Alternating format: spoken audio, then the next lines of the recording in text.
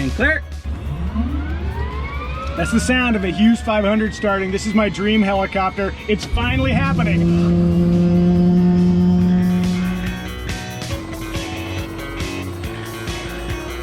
Real quick before we depart, who are you and why are you letting me in your helicopter?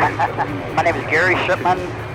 I own and operate Trinity Aviation, which is aircraft sales, and also own and operate Magnum Copters, which we do flight training. That name, Magnum, we're going to get back to that in a second. Let's go fly. That sound. Nothing like it. Nothing like it. Without delay to the west side of runway 18. And no delay crossing 18, 3 Tango Lima.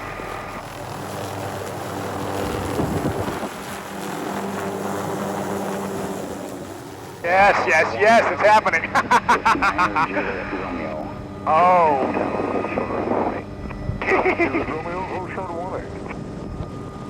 You take that no delay thing seriously. Oh, this is the best.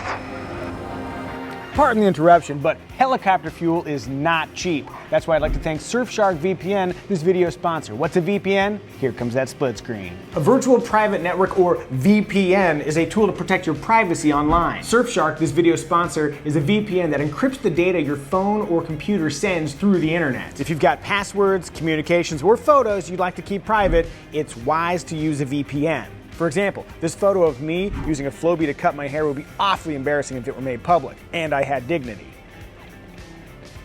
You can also use Surfshark to virtually change the country you're accessing the internet from, unblocking content. Would you like to stream all 4 seasons of Rick and Morty on Netflix from within the United States? Well, you can with Surfshark. Y'all have asked how to support my channel. This is how. Support the advertisers that support Micah Flies, like Surfshark. Surfshark is the only VPN that lets you use one account on an unlimited number of devices. Use my code Micah to get 85% off plus 3 months free. And yes, I recognize the irony of pitching privacy software while observing you from a helicopter. Check the link in the description below. Surfshark! And you have the controls. I have the controls? You have the controls. I'm heading right out that way. About 1,300 feet or so is where we'd like to stay. Copy that. So this is a miraculous moment. I'm flying my dream chopper right now. Maybe we can talk a little bit about why this is my dream chopper, and I think it's your dream chopper too. You know what, maybe first things first, any tips? No, just, if you're used to the trim, that's really it. Just, here's your power. So these are your power limitations. 650 to 700 degrees right here. Okay. Torque will keep climbing up here, but probably won't today. Okay. And then in terms of speed, what are we aiming for anything? Whatever you're comfortable with. Okay. This does feel kind of comfortable. I do feel at home here. That's good. That's not a good sign. It means I'm going to have to go up by a 500, aren't I? Okay, now that we're just sort of cruising, Magnum P.I, right? That's the show that got me started, and we came across this aircraft a few years ago, and once I saw the paint scheme, saw the total time on it, I just said we had to have it. It is for sale, but... Oh, is it? Yeah, I mean, I've always got stuff for sale, but that's what we do in Trinity Aviation, that's what we do. I don't know, man. The problem is I need to have 500 money, so I got to get that quick. There you go. Okay, so let's talk about the 500 a little bit. How is it to own? Like, so for me, I'm a private pilot. I don't do work with my helicopters. I play with my helicopters. So how would this be for a private owner like myself? Maintenance-wise, it's one of the cheaper aircraft, turbine aircraft to operate. So there's not a lot of dailies or anything like that. There's just, $100, $300, $600 inspections, and it goes from one inspection to the next. Just kind of like a Robinson where it just goes and goes. But so it's very good maintenance-wise.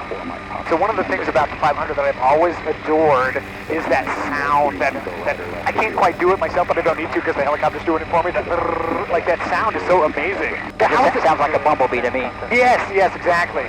Yeah, so people know the 500 from Magnum P.I. That introduction is so powerful. And then also, if you played Call of Duty or any of those video games, you probably know this is the Little Bird from those video games. So I think there's just a lot of nostalgia for me built into the helicopter. And then you get that cool paint scheme. It's so good. So, by the way, from the front seat here, this feels very comfortable. I feel at home here. The back seat is a little bit tight. Back seat, I've ridden in the back.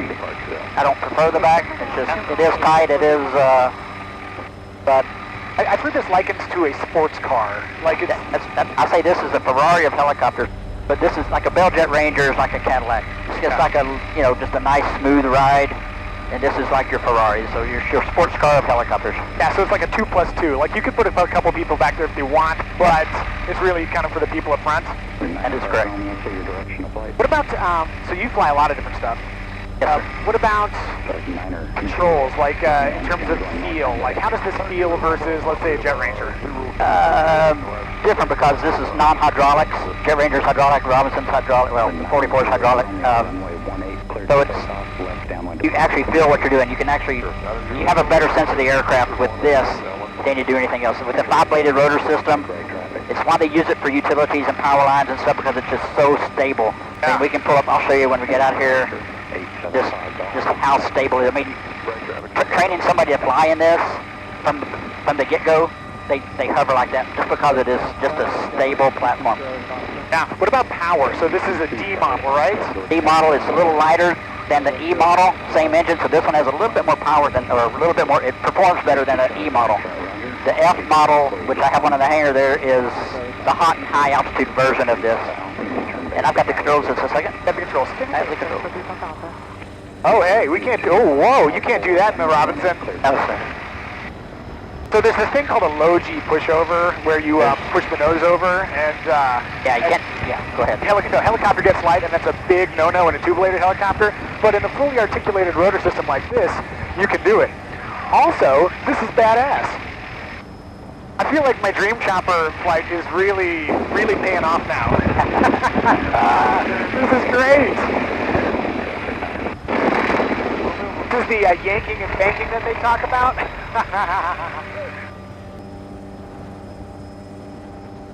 Does this ever get old? No.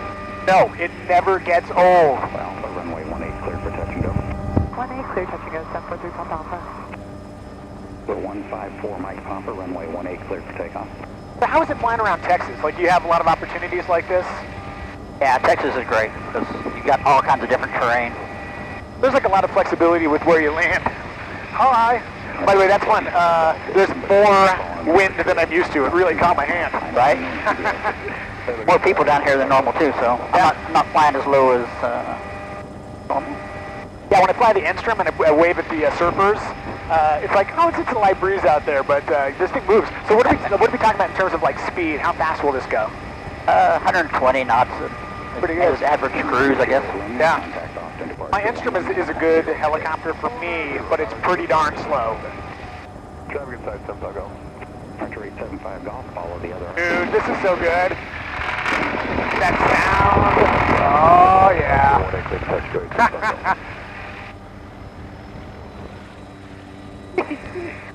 Any special considerations when flying the 500? Like any weaknesses or limitations that you have to account for?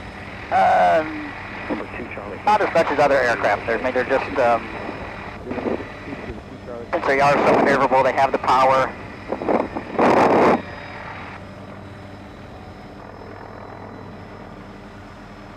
Oh, hey, we're bringing it on in here.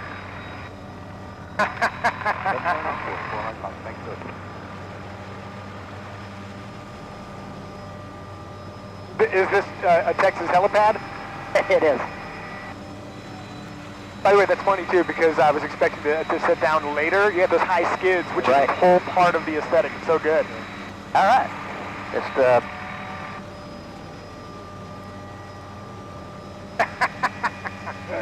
so cool. I think that the stuff we're doing right now is what people imagine when they think about what helicoptering should be about. I think so. This is the experience. Like,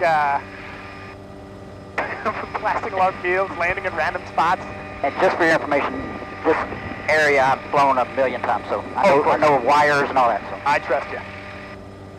That is a really important observation. This looks badass. You can't just hop in a helicopter and go do this. You have to know where you're flying. correct. Oh, yes.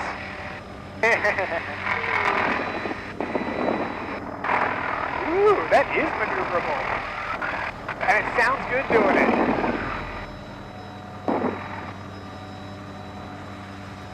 I feel like I'm getting better than I deserve. This is a really good flight. Oh, hey. So just show you the stability.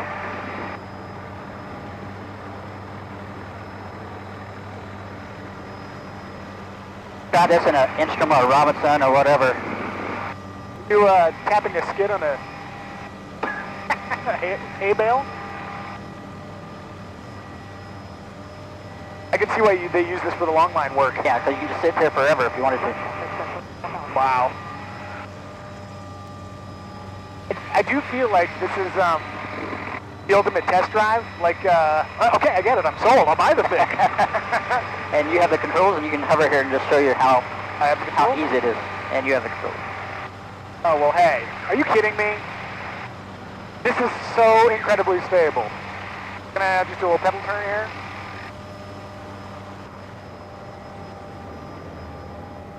I mean, yes. Feels great. I don't know if I've ever felt so immediately comfortable in a helicopter. I mean, I flew an R66 recently, and it's like, it felt good, but it was kind of a little wobbly with the hydraulics. Right. This feels like home, man. Yeah, it's just so stable. Anybody can fly these things. I mean, Can I just try like a normal takeoff here? go for it. Anything special, or just? Nope. Just use your trim. Usually, just bump it forward a couple times, and that way you don't have to push it forward. Feel any pressure here, just relieve it with the trim. Yeah. Yeah, the Enstrom trim is a little bit quicker, so I think I'm a little bit hesitant on this, but yeah. This one is a little slow.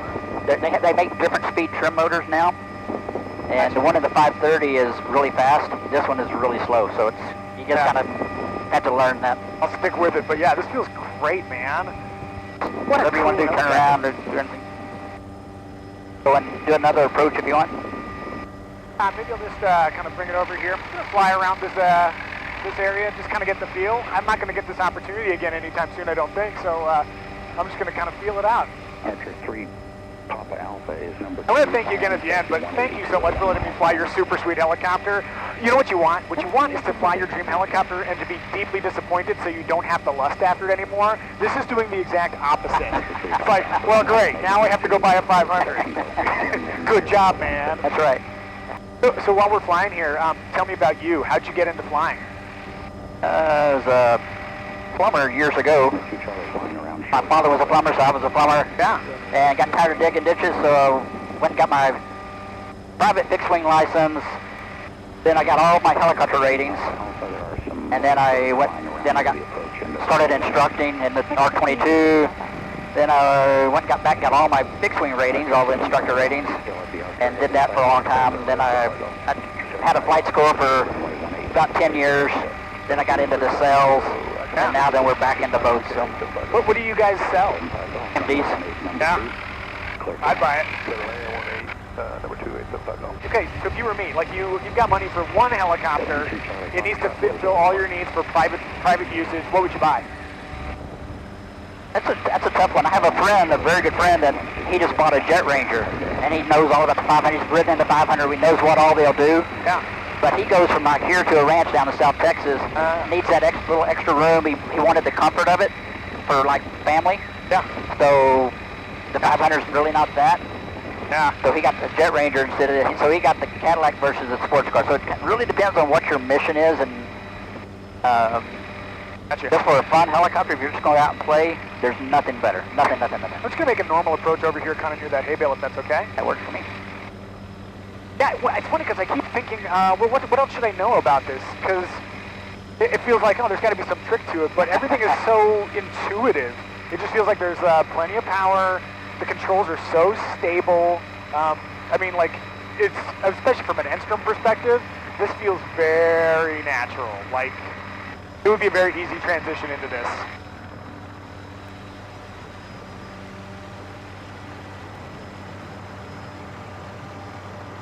Yeah, what about tail rotor authority? Anything? They have never. I've never run out. They make a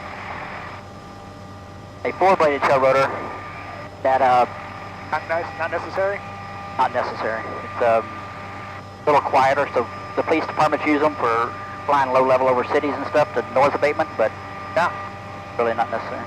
I feel like, yeah, when I've seen all those videos of dudes doing power line work where they've got a guy just sort of suspended off the side and they have to be super stable, I always wondered how that was possible. Now I know. Yeah, it's just This feels really good. All right, I feel like I've probably taken too much of your time, so I'm going to hand you back the controls. I have the controls. You dazzle me. You have the controls. I have the controls.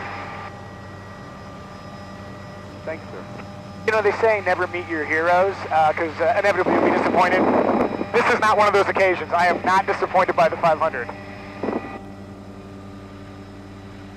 Hey, thank you for flying with me and letting me come out and enjoy your sweet Magnum helicopter. Is there a site you'd like to promote? You guys have got a website? Yeah, both TrinityAviation.com and MagnumCopters.com. Check out the link below, and there's a full description. You can check out those. If you want to buy a helicopter, buy it from this guy. There you go. Look how nice he is. He's letting me fly in this helicopter. Hey, you guys take care, okay? Cheers.